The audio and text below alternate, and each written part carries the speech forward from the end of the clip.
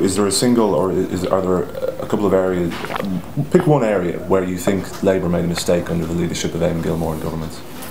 Well, I said during the course of this recent election that the way the discretionary medical cards were being handled, and I said this in the course of the election, I thought was a mistake, and I'm glad that that is now being reviewed. The other one that at the hustings comes up for a lot of mentions is the whole issue of how the Labour Party has, if you like, responded when Fine Gael ministers have had difficulties. This has been mentioned at the kind of 5 to 7 meetings that I've been at now, some of them public, a couple of them with just Labour Party members, like in Limerick last night.